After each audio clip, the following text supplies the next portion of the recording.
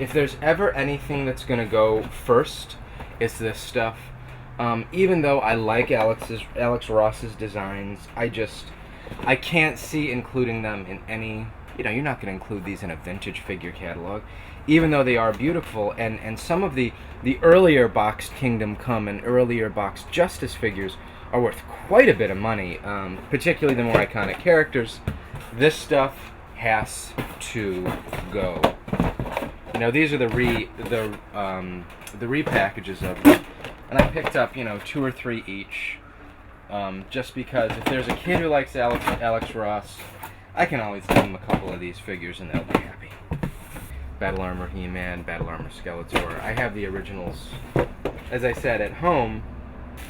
Here's the thing, sometimes I'll spend a lot of time packing these boxes so that I can maximize how much I can fit inside, and sometimes I just throw them in there. I know for a lot of action figure collectors this is kind of a travesty, but I really don't have that much time. If you look at the edges of my comic boxes, it's really funny. I think we got our cat, Boo Boo Kitty.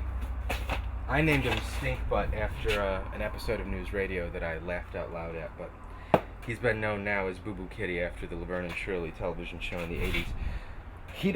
He's a pretty good cat. He doesn't scratch anything. He doesn't claw anything. The only thing that he tears up in the entire house is he'll plant his butt on the ground and start clawing at the comic boxes with his claws. But what I do is before I bring them here, I'll put a backer board in between this, the outside, and the first comic, because the backer board, he doesn't actually dig into the box itself, but it provides enough of a protection. The comics in this storage space are on the ground, too deep, all the way to the back of the storage space. So they all need to be moved out of here. I think I'm going to get rid of a good deal of my comic books, because I think I have...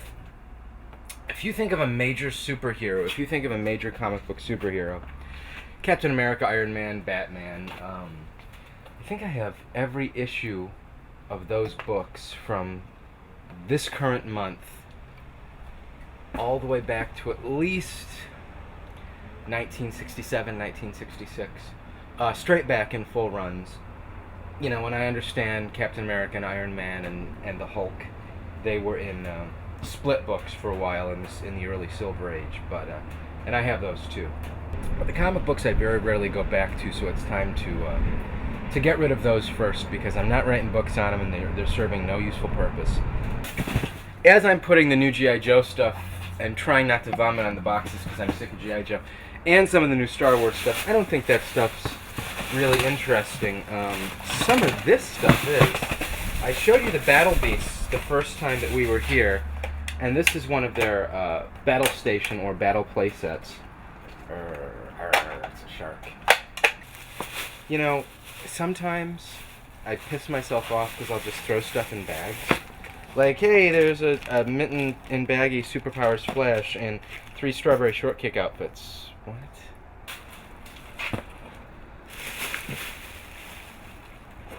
Pony. Saddle. I shouldn't know this. Brush for the pony. Seat for the figures. I have to explain to my friends why I have Strawberry Shortcake stuff. And I tell them it's because Strawberry Shortcake actually predates G.I. Joe, Transformers, and He-Man. Strawberry Shortcake was an officially licensed action figure line from American Greetings, and they're pretty cool for what they are. There's the Flutterbee. I'm not going to put it together, of course. Purple Pie Man. There he is. Ooh, Sour Grapes with Dreg the Snake. I have about another 20 or 25 Strawberry Shortcake figures, but I think they're interesting. I always try and include as many of these toys as possible. This is another piece in my collection that I really enjoy. If we can get to it. There's a couple Robotech figures in there. It's a Veritech fighter from Robotech. Really interesting because it doesn't transform. There are some things on it that transform, but it's, you know, the Jetfire was based off the Valkyrie from the Robotech line. Some of the early versions of Jetfire actually have Robotech stickers on them, and I can show it to you. But it even has the head of the robot, but this doesn't transform because it's meant to fit the Robotech figures. And this one is mint least complete. To write about toys in an intelligent way, you have to actually own them and touch them, and there's a certain amount of ownership about it. So the one figure that we would demand, well, Playmates to make, which they never will, the Scoutmaster figure based on Paul Lynn. Was Paul Lynn Match Game or Tic-Tac-Toe? I think he was Match Game, wearing the ascot very funny. But great figures, great sculpts. I think these were the first, Playmates was the first company to really translate toys, or cartoons to toys, very, very well. Then I'll just have boxes and boxes. You know, why? Why would I have the Star Wars trilogy on VHS? Well, probably because Han Solo shot first. George Lucas, Han Solo shot first.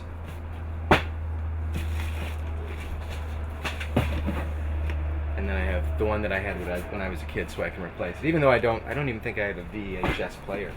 Then I'll throw, you know, vehicles into a box. Republic gunship. I had to get the previews exclusive Death Star briefing room. Sweet. Awesome. It's like the Bounty Hunter pack. And if I do a Star Wars book one day, I'd just like to have a couple of these AT-ATs in the background.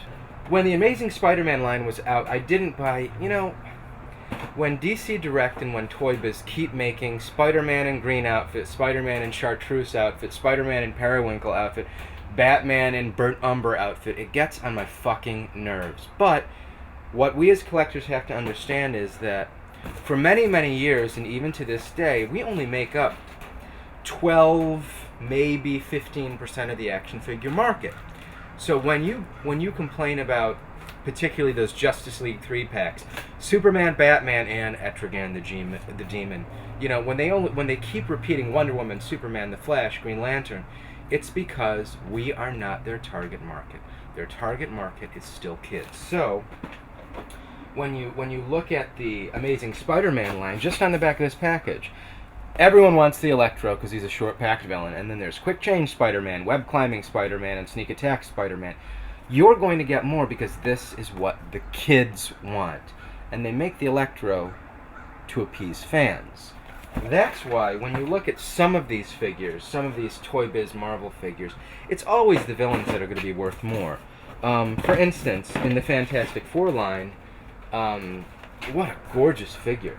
What a beautiful figure. The Dragon Man and the Kang are worth, you know, $100 now. What, $125, $150? Even though Johnny Storm, the Invisible Woman, and Twist and Slam Thing were in this assortment, these are short packed, these are hard to find, but you have to come to that understanding that even though they may be figures that you want, we are not the target market. The market is for kids. And I mentioned this before, try not to. If there's only one of a figure left on the pegs, allow a kid to collect them all. Allow a kid to come in and buy it if they want. Because when you take toys out of kids' hands, that's one thing I've never done. When we were at Joe's yesterday, I was looking at the Yoda with Kaibuck figure. Even though it was re-released on the Legacy Collection card back in 2008, I didn't have it from the previous year, from the 2007 collection. Unfortunately, a kid wanted it, so even though I had picked out the figure for myself, give it to the kid. Do you know why? Because that's a future collector. And that'll traumatize him and keep him away from toys.